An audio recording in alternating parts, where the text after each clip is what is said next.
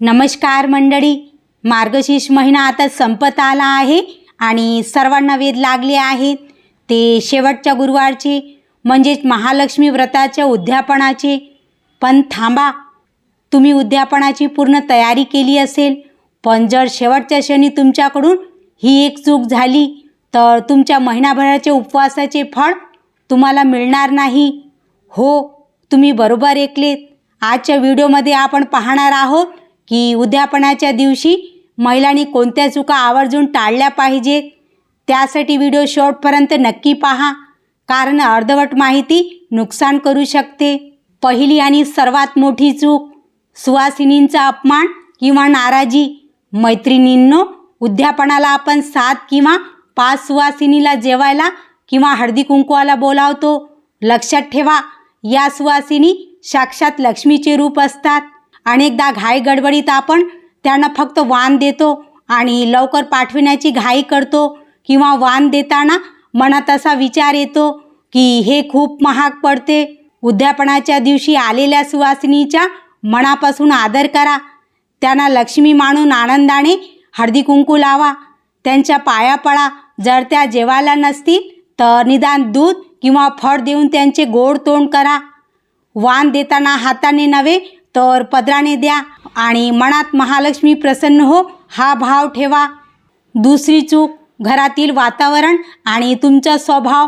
महालक्ष्मी अशाच घरात वास करते जिथे शांतता आणि स्वच्छता असते। शेवटचा गुरुवार असल्याने कामाचा खूप ताण असतो। स्वयंपाक, पूजा, पाहुणे या गडबडीत अनेक महिलांची चिडचिड होते। मुलांवर ओरडणे किंवा पतीशी वाद घालणे हे त्या दिवशी घडते। जर तुम्ही उपाशी राहून पूजा केली पण मन शांत नसेल तर त्या पूजेचा काहीच उपयोग नाही। त्या दिवशी सकाळी उठल्यापासून स्वतःला शांत ठेवा। कितीही काम असेल तरी चेहऱ्यावर हास्य आणि मनात श्री महालक्ष्मीचा जप चालू ठेवा। रागाच्या भरात केलेला दान किंवा पूजा देवी स्वीकारत नाही। तिसरी आणि महत्त्वाची चूक, उद्यापनाच्या नियमांकडे दुर्लक्ष। अनेकदा काही कारणास्तव शेवटच्या गुरुवारी आपल्याला मासिक धर्म येतो किंवा सुतक येते। अशावेळी काय करायचे?